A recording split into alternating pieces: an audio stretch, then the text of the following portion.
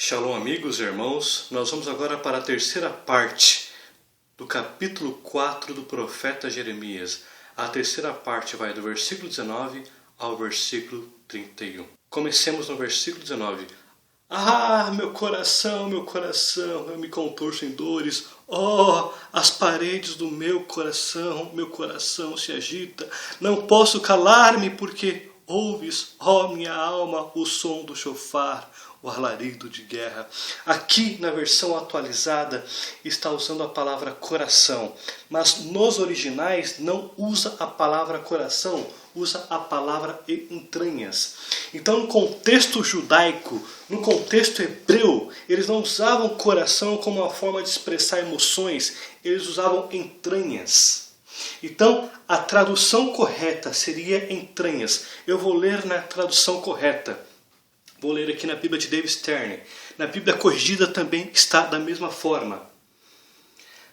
Minhas entranhas, contorço-me de dor, meu coração bate disparado, não consigo ficar parado, pois ouvi o som do chofar, é o chamado para a guerra. Vou ler na corrigida.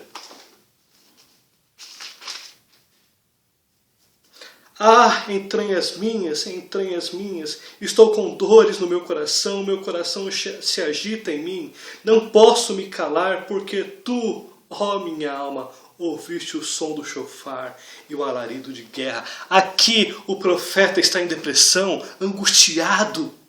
Ele está entrando em desespero, ele não aguenta de sofrimento, de dor, porque ele está vendo a nação que ele ama ser destruída diante da visão que ele está tendo antecipada. Ele está anunciando para o povo e o povo não se arrepende. Ele entra em desespero. Oh, ele deve estar chorando, derramando-se pelo chão, gritando de dor. Eu não aguento ver isto. A minha nação será destruída e este povo não se arrepende.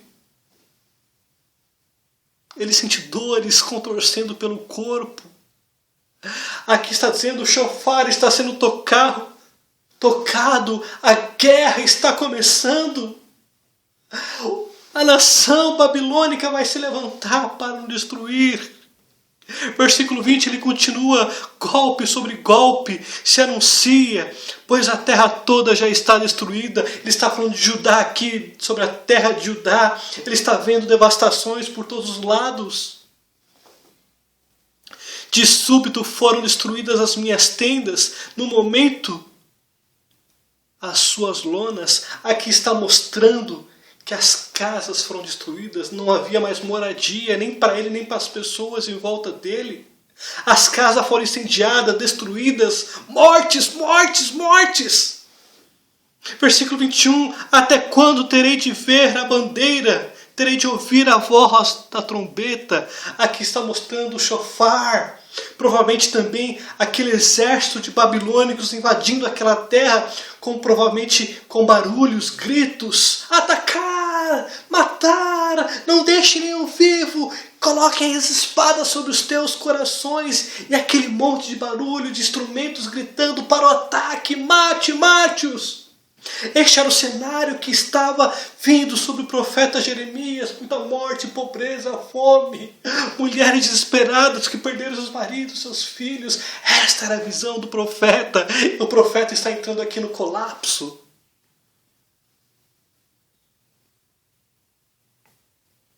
Versículo 22. O Senhor responde à reclamação, ao choro do profeta: deveras o meu povo está louco, já não me conhece. São filhos nécios. Em outras versões usa-se insensatos para nécios e não entendidos. São sábios e não entendidos. São sábios para o mal e não sabem fazer o bem. Aqui mostra que o povo já não sabia quem era mais o Deus de Israel. O povo não sabia mais quem era o Deus de Israel. O povo não conhecia o Senhor. Uma nação que foi separada para o Senhor, preparada para o Senhor. Agora o povo não conhece o Senhor. Um povo de insensatos, de loucos. E eles viviam para o mal, eles eram sábios, inteligentes para praticar o mal. O mal era uma prática comum no dia a dia, durante o dia inteiro. Eles não pensavam em fazer justiça, amor e a prática do bem. A prática do mal era contínua. E aí, o profeta agora descreve como ele vê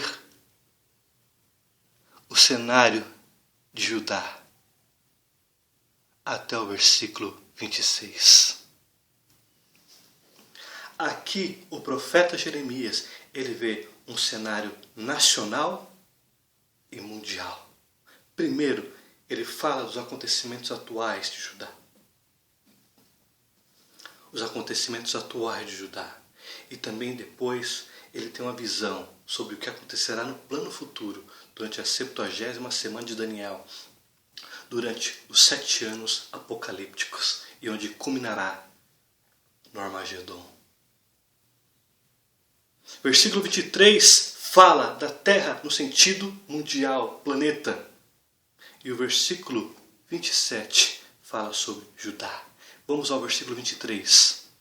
Olhei para a terra, qual terra? O planeta Terra, e ei-la sem forma e vazia. Para os céus e não tinha luz. Aqui mostra que o profeta Jeremias viu uma devastação tão grande, mas tão grande, que ele usa o mesmo termo utilizado em Gênesis capítulo 1, versículo 2, que a terra era sem forma e vazia. Ele repete o mesmo termo hebraico para mostrar como a terra ficou vazia e sem forma, destruída. Aí o profeta Jeremias, ele olha para os céus e não tinha luz. Aqui mostra os eventos futuros de como ocorrerá com o mundo por causa do pecado, da depravação de Israel e das nações. Morte, morte. Versículo 24. Olhei para o monte e eis que tremiam e todos os outeiros estremeciam. Os outeiros em outras versões utiliza colinas. Versículo 25. Olhei e eis que não havia homem nenhum e todas as aves do céu haviam fugido. Aqui mostra que as pessoas que não morriam fugiam. Não havia mais homens. Olhava para o lado e para o outro lado era deserto. As aves do céu fugiram. Não havia nem aves sobre a terra de Judá. Versículo 26. Olhei ainda e eis que a terra fértil era um deserto. Aqui mostra que a terra que era fértil tornou-se sem condições para plantar. Não havia mais vida sobre a terra. As 2 cidades estavam derribadas, não havia mais cidades. Comércio destruído, casas destruídas, cidades inteiras destruídas com a guerra. Estavam derribadas diante de Adonai, diante do furor da sua ira. Aqui mostra que a longanimidade de Deus acabou. Ele clamou, apelou para que a nação se arrependesse. Mas a sua paciência, a paciência de Adonai, que é muito maior que a do homem, acabou. Agora era tempo de ira. Versículo 27. Pois assim diz Adonai, toda a terra será assolada, porém não a consumirei de todo. Aqui, esta terra fala sobre Judá. Ele está dizendo que ele destruiu a terra praticamente como um todo, Judá como um todo. Mas ele permitiu que ainda esta nação no futuro tivesse vida novamente. E onde ela fosse habitada novamente. E isto ocorreu após 70 anos de escravidão no cativeiro babilônico. Agora eu vou aqui do versículo 23 ao versículo 26. Eu vou falar dos 8 elementos que o profeta Jeremias falou de como ficou Judá. Então, a terra ficou sem forma. Então, o primeiro elemento, Deus puniu a terra, que ela ficou sem forma e vazia. O segundo elemento, Deus puniu os céus, reteu a luz. Terceiro, os montes tremiam, as colinas, os outeiros. O quarto elemento. Depois, homem, Deus interferiu sobre os homens, tornou escravos e os outros matou. Depois, o outro elemento, as aves do céu. Deus interferiu sobre as aves do céu. Até as aves fugiram. O sétimo elemento, a terra se tornou deserto. Depois, a cidade. Então, Deus interferiu, colocou o juízo sobre 8 elementos por causa da idolatria e do pecado de Judá. Terra, céus, montes, outeiros, homem, aves, terra e cidades. Aqui você consegue ter ideia o porquê que o profeta Jeremias estava com depressão, angustiado. Porque praticamente a vida em Judá após o cativeiro babilônico seria escassa. Repetindo, pois assim diz Adonai, toda a terra será assolada, porém não a consumirei por todo.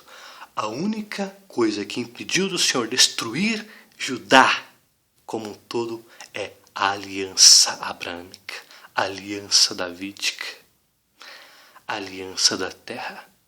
A diferença de Judá e de Sodoma e Gomorra estava na aliança. Sodoma e Gomorra não tinha aliança. Judá tinha aliança. O reino do norte não tinha aliança. Mas Judá tinha aliança.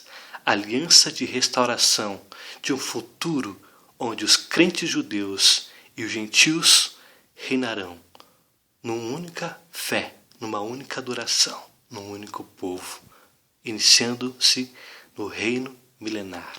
Então, o fato de Deus não ter destruído tudo foi a aliança. Por isso que ele enfatiza aqui: toda a terra será assolada, porém não a consumirei de todo.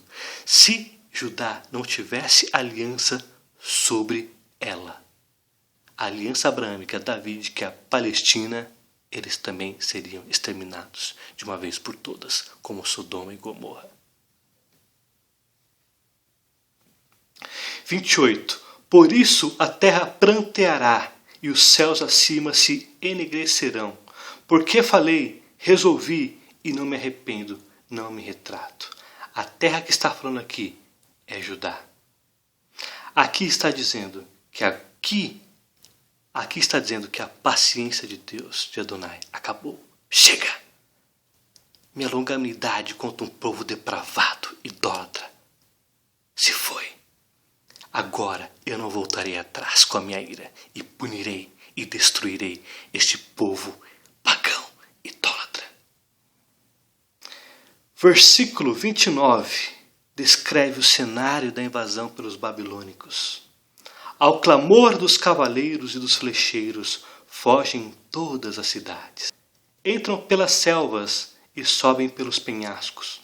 Todas as cidades ficam desamparadas e já ninguém habita nelas. Então aqui mostra o desespero das pessoas para fugir dos ataques. Elas tentavam fugir para montanhas, para lugares altos, algum lugar onde elas poderiam se esconder. Provavelmente elas se esconderiam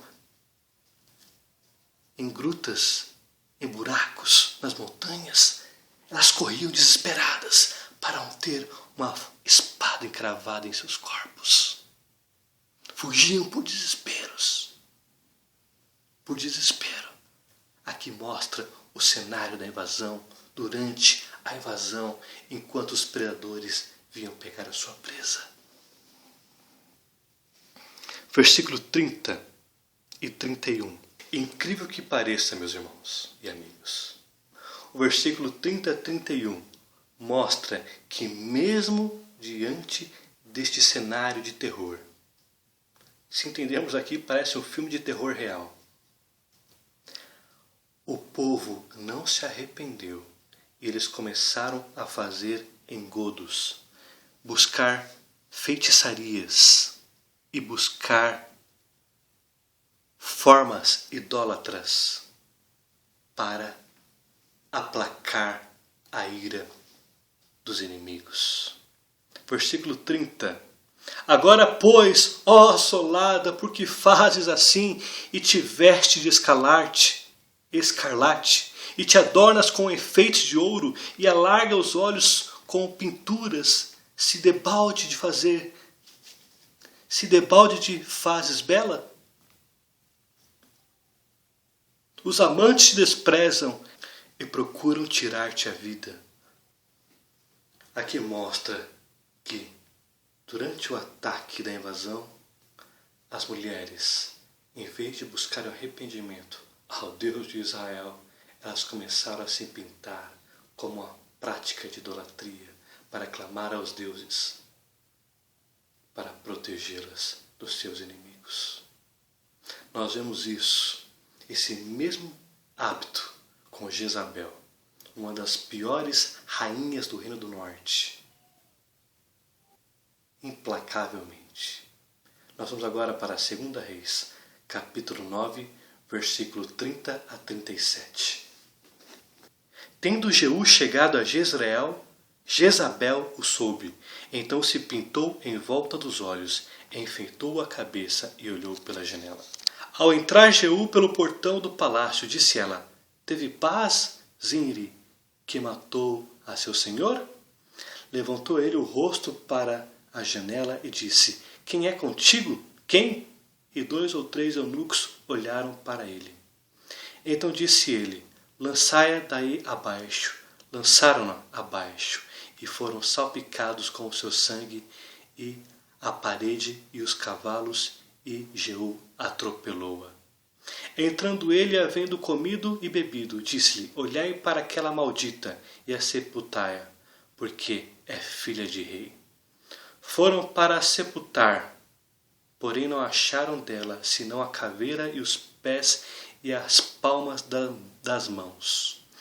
Então voltaram e lhe fizeram saber. Ele disse: Esta é a palavra de Adonai, que falou por intermédio de Elias, o tesbita, o profeta, seu servo, dizendo: No campo de Israel os cães comerão a carne de Jezabel. O cadáver de Jezabel será como esterco sobre o campo da herdade de Jezreel, de maneira que já não dirão: Esta é Jezabel. O cadáver da rainha Jezabel ficou irreconhecível, porque os cães comeram a carne e deixaram apenas nos ossos. Consequência da ira do Senhor por causa da prática idólatra que Jezabel vivia.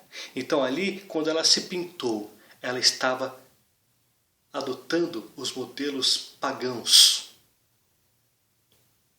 dos deuses dela, os deuses fenícios.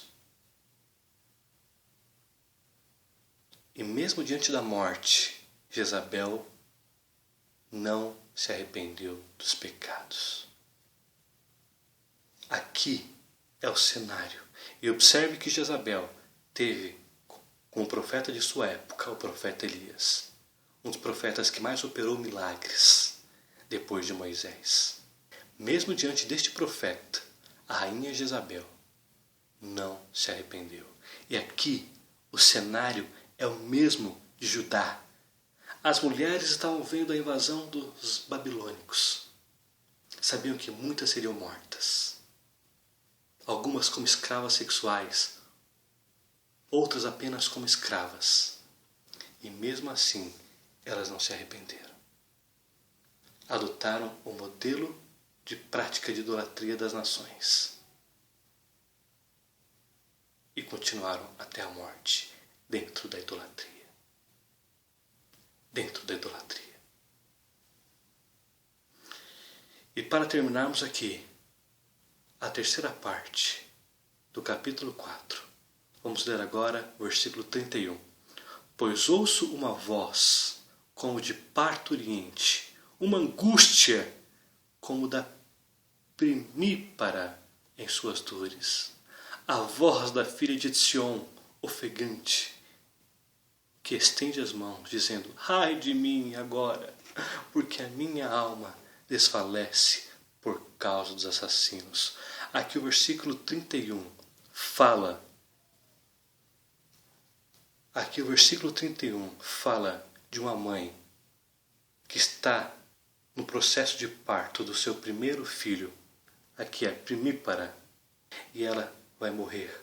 E aqui ela está em dores profundas. E aqui ela está estendendo a mão para o filho.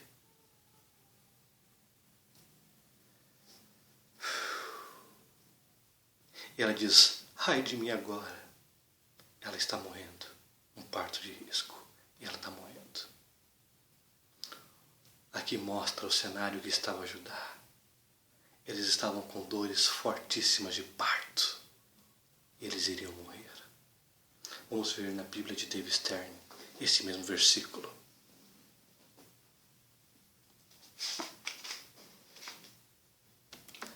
Pois eu ouvi um som como o de uma mulher no parto, em angústia para dar à luz o primeiro filho. Esse é o som da filha de Sion, esforçando-se para respirar, enquanto estende as mãos. Ai de mim, tudo em mim enfraquece diante dos assassinos. Esta mãe está morrendo.